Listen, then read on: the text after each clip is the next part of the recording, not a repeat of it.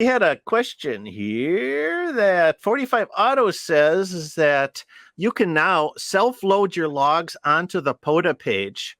This is And very new. this is new. This just broke a week ago. Mhm. They've been beta testing it for months. Mhm. Literally, the area coordinators were using the self-uploader to test it and work out the bugs. And let me say that they have really done a tremendous job with this self-uploading process. So much so that I have a log we need to upload. Ooh, So here we go. We're going to test it. we're going to test it. Last Sunday, I was at the Ice Age Trail, K4238, and I have not uploaded this log yet. All I did so far was take it off of my logging computer here that runs Hammers, and I transferred it over to my desktop, just because it makes the streaming easier here. And if I go back to... so what we're going to do is pull up the screen, and under the Parks on the Air screen here, I'm all logged in, of course. Get my mouse over. If you look on the menu, you got your profile, awards, stats. There's a new line item called My Log Uploads. And you can upload your activation log.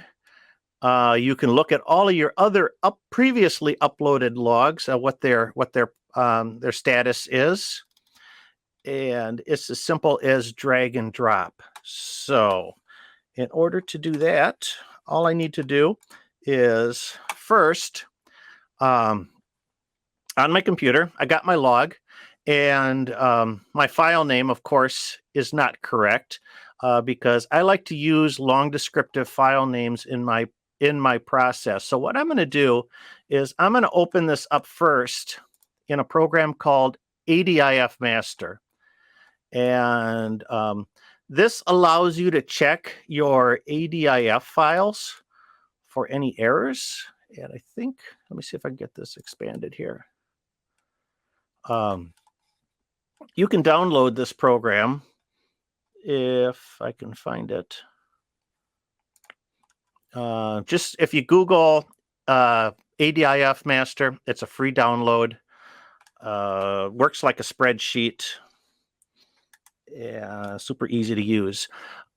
Just to make sure, what I always do is before I upload a log is I like to look at it, make sure all of my fields here, especially like my band is filled in. Let's see, my SIG, which should be POTA, my SIG info, which should be my park number K4238, and I want to make sure that that's good. Sometimes if you forget to enter that in, you might have some blank records. Operator call sign is good. And then SIG info, which of course is your park-to-park contacts. All of this looks really good. So I'm going to rename my file and save as. In order to rename your file, you should use the standard naming convention that Parks on the Air tells you to use, which is your call sign, which will be KB9VBR, or your call sign at the park number K4238 dash the date 2022703 dash and the state in which the activation happened. That is because there's national trails, there's parks that span multiple states, and they want to be able to make sure that that is all, they can segregate that by state. Okay. So properly named file, hit the save button. We're all saved. We're good to go. Close ADF Master. Go back here. Now, if I could get both panes up on my screen at the same time, I can drag and drop. I can drag multiple files. Otherwise, I'll just click, go to my documents, find my log. There it is. Open. And look at this. File name. It parses the file name. So it gets the call sign, the park, the location, and then it says 81 phone contacts. Everything is good. Like My I said, logs guy, he sets up and he gets like 100 contacts. are It's ridiculous. my logs are correct, and everything conforms to the code of conduct and the rules. And I hit upload, and Survey that's it. says. That is it. Ooh, quick. Well, the screen will automatically refresh. But you will soon see, if I hit the refresh button there, look at this, processing. No. That's it. In as little as 15 minutes and as long as 24 hours. It depends, if there's a lot of processing to do, if there's other, oh, there we go. She's on the air. Are you serious? Holy smokes. If I go to my profile. Look at all that wallpaper. There it is. Oh, there it is. There it is. Park to parks and a whole 9 yards. All right. Okay, that's great. Kudos to the whole Parks on the Air organization.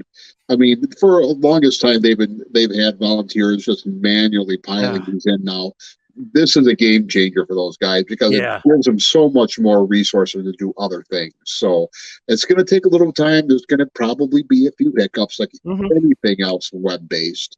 But once they get everything ironed out and this thing is really kicking along here, I hope that they really are able to expand and get into some other things and maybe some new parks, maybe some other things as well. But kudos, you guys. That's awesome. Oh, this is the game changer. And I absolutely love it. Now you're gonna see, that because now you go home, then you wait 24 hours or so.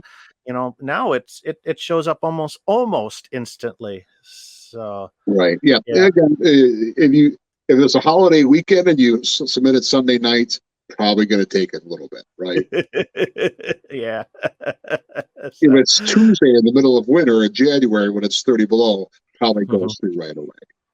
The log I sent previous to this almost took 4 days to upload because the coordinator was on vacation. So yeah, this takes a lot of stress off. And now their job will be more quality control, which is a great thing.